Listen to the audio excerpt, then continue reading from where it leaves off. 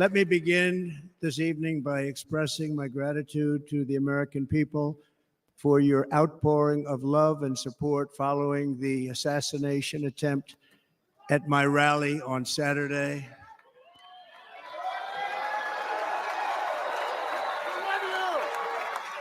As you already know, the assassin's bullet came within a quarter of an inch of taking my life. So many people have asked me, what happened? Tell us what happened, please. And therefore, I will tell you exactly what happened. And you'll never hear it from me a second time because it's actually too painful to tell.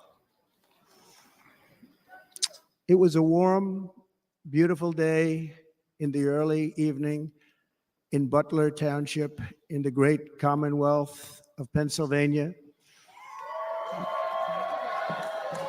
Music was loudly playing, and the campaign was doing really well. I went to the stage, and the crowd was cheering wildly. Everybody was happy. I began speaking very strongly, powerfully, and happily because I was discussing the great job my administration did on immigration at the southern border. We were very proud of it.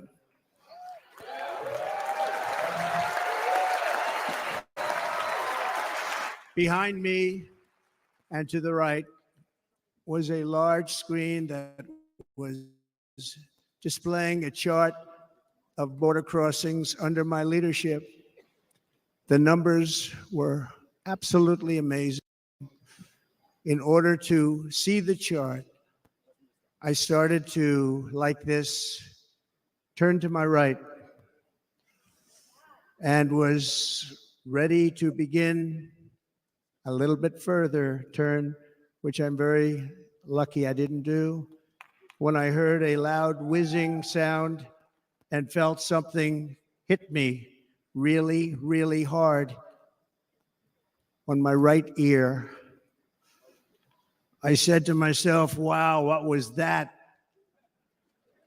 It can only be a bullet. And moved my right hand to my ear, brought it down. My hand was covered with blood, just absolutely blood all over the place.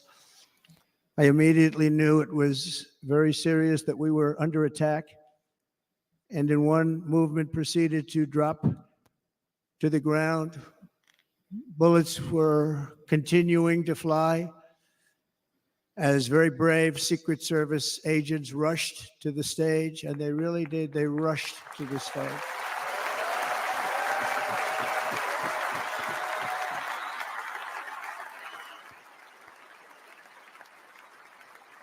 These are great people at great risk, I will tell you, and pounced on top of me so that I would be protected. There was blood pouring everywhere, and yet, in a certain way, I felt very safe because I had God on my side. I felt that.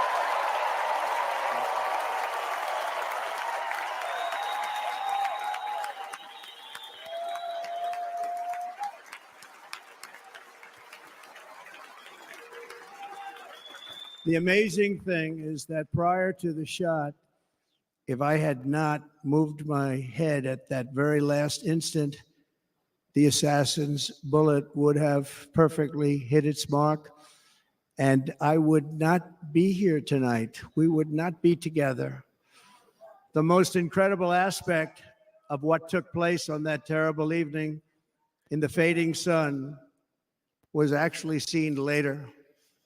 In almost all cases, as you probably know, and when even a single bullet is fired, just a single bullet, and we had many bullets that were being fired, crowds run for the exits or stampede, but not in this case. It's very unusual.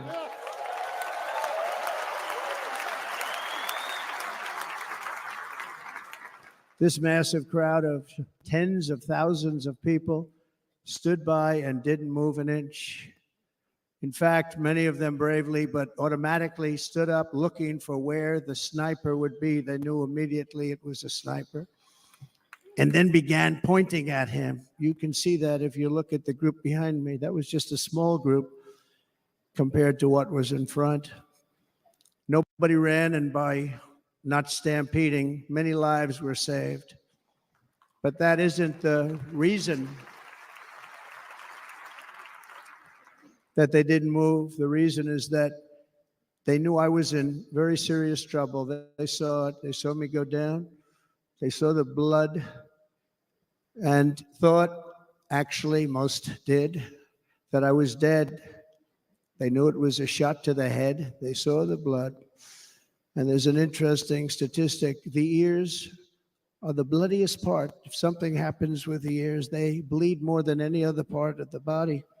For whatever reason, the doctors told me that. I said, why is there so much blood? He said, it's the ears. They bleed more. So we learned something, but they just...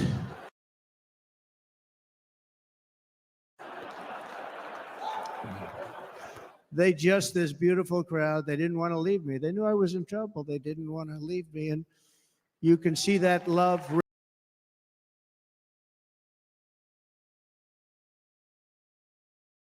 Incredible people. Bullets were flying over us, yet I felt serene. But now the Secret Service agents were putting themselves in peril. They were in very dangerous territory. Bullets were flying right over them, missing them by a very small amount of inches. And then it all stopped. Our Secret Service sniper, from a much greater distance and with only one bullet used,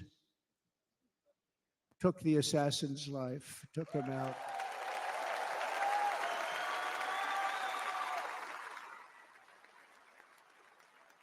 I'm not supposed to be here tonight. Not supposed to be here. Yeah.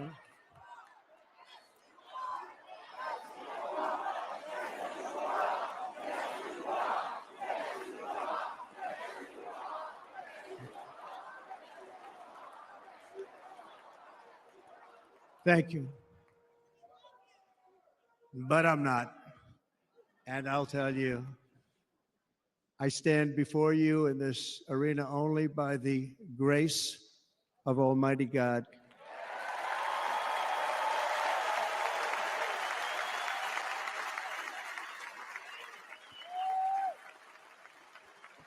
In watching the reports over the last few days, many people say it was a providential moment.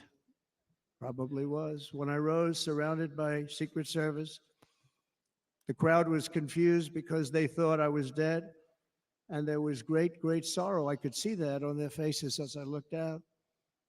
They didn't know I was looking out. They thought it was over, but I could see it, and I wanted to do something to let them know I was okay.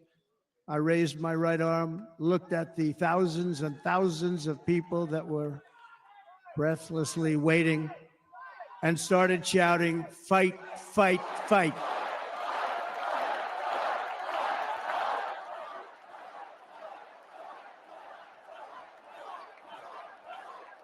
Thank you. Once my clenched fist went up, and it was high into the air, you've all seen that, the crowd realized I was okay and roared with pride for our country like no crowd I have ever heard before. Never heard anything like it. For the rest of my life, I will be grateful for the love shown by that giant audience of patriots that stood bravely on that fateful evening in Pennsylvania. Tragically, the shooter claimed the life of one of our fellow Americans, Corey Comparator.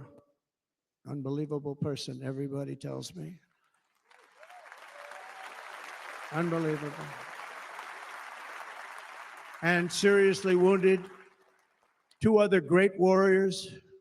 Spoke to them today. David Dutch and James Copenhaver. Two great people. I also spoke to all three families of these tremendous people. Our love and prayers are with them and always will be. We're never going to forget them. They came for a great rally. They were serious Trumpsters, I want to tell you. They were serious Trumpsters and still are. But Corey, unfortunately, we have to use the past tense. He was incredible. He was a highly respected former fire chief, respected by everybody. Was accompanied by his wife, Helen, incredible woman. I spoke to her today, devastated, and two precious daughters. He lost his life selflessly acting as a human shield to protect them from flying bullets. He went right over the top of them and was hit. What a fine man he was.